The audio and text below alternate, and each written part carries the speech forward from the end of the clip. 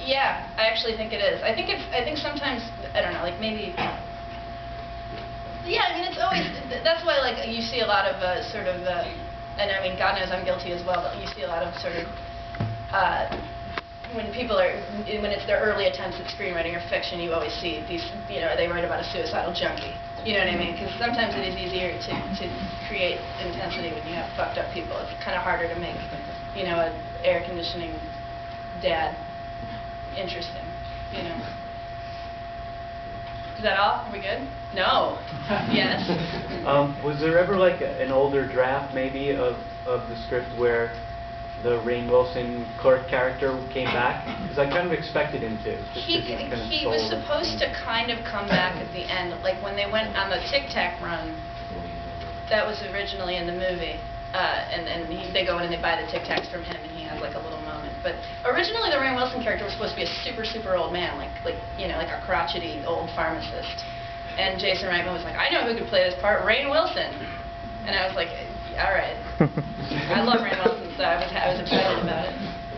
It worked. Are you thinking anything of using the stepmother as the fundamental relationship as opposed to the regular one? It was really important to me to do that because I feel like I know so many people who grew up in like blended families or grew up with step-parents, and and yet those kind of families are always portrayed as broken and damaged in movies. And I thought, like, you know, let's try and make it a little more positive. Did that girl talk to her mother though? I guess what I'm thinking. I don't know. I guess I don't know. No. The mom sent the cactus. Yeah. Did you listen to music while you wrote? I can't. I wish I could because I feel like those are the coolest writers. You know, like, oh, I listened to Exile on Main Street every day while I was writing my totally awesome, you know, true crime spec. But like, I can't concentrate if there's music playing. What I like is background noise, like crowd noise. That's why I write in public. You still write in public? Yeah, all the time. Where did the obsession with the cross-country team come from? That was totally from life. My high school boyfriend was on track and cross country, so he's basically in uniform the entire year. And he was, you know, just a very sweet kind of Polly Bleeper type person. So. What places did you write Jennifer's Body? Jennifer's Body, I was still living in Minnesota at the time. That's one of the few things that I've actually been able to write at home kind of successfully. I remember sitting in my living room and writing that one a lot. And I think I went back to the same Target, too. Yeah. Which Target was this? Was this like the Ridgedale Target, like the one across from Ridgedale? I love that you said Ridgedale. I'm from Minneapolis, so yeah. that was my hangout. No, it was in Crystal. Oh, okay. The Crystal Shopping Center Target. Gotcha. Still there. Yeah. They still think I'm crazy. What's after Jennifer's Body and Tara? After that? Yeah. I just like 2 days ago turned in a script, which I'm like is like the best feeling because it's, you know, like now I can play Wii some more. But it's it's called Girly Style, and it was my attempt to do kind of like a Porky's type losing it female sex comedy with chicks. Sweet. It's really fucking gross too. Like I have no idea how they're gonna react because I think the studio's reading it like right this second, like literally right as we're talking. Yeah. So we'll see. That's your biggest point of accomplishment is when you turn the script in? Yeah, I mean, like my work is done here. Like now, go get a director and make it. That's the nice thing about being a writer. Have you ever considered directing? Yeah, I want to, but I feel like I do want to, but I feel like to just stick me behind a camera feels like an affront to actual directors. Like I want to do it, and I know a lot of writers make that jump, but it seems crazy to me. Like, really, you're going to entrust me with all that? Like, I don't know. Geez, if actors can Start do with it. a short.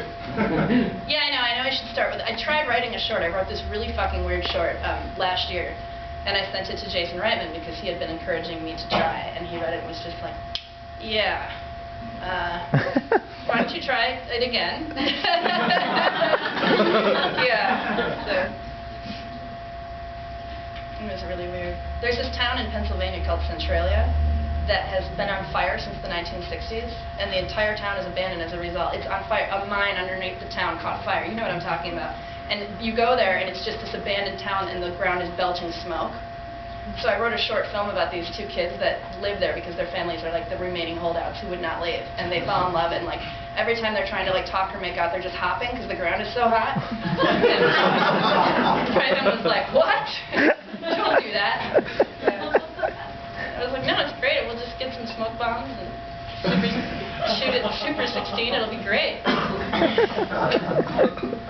Anyway, well, the Virgin Suicides. Oh, what's up? Any word or reaction from either Diana Ross or Tony Little? Okay, so here's the thing. I heard nothing from Tony Little, but a very good friend of mine went to see Juno when it came out, and she texted me, "Oh my God, Diana Ross's daughter is in the theater."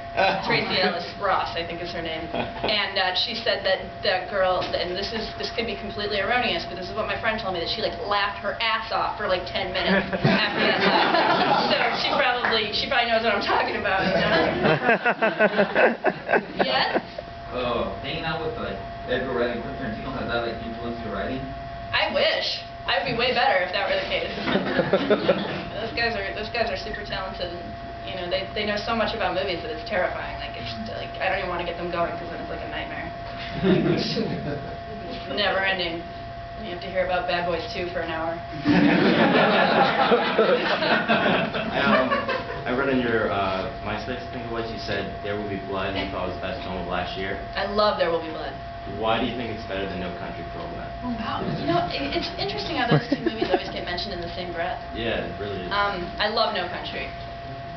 But you know what I think it is? I think the Coen brothers are just so awesome that you have this jaded reaction where you're like, oh, another great movie from them. You know what I mean? Like, yeah, we know they can do it. Paul Thomas Anderson is also amazing, but like, There Will Be Blood was so weird, and it should have been horrible. You know, like normally I get bored by that kind of shit. Like I don't want to see a guy digging around in a mine. Like I don't want to. I don't want to see a movie with like a bunch of like dusty guys. Like that's not interesting to me. And yet, like it completely.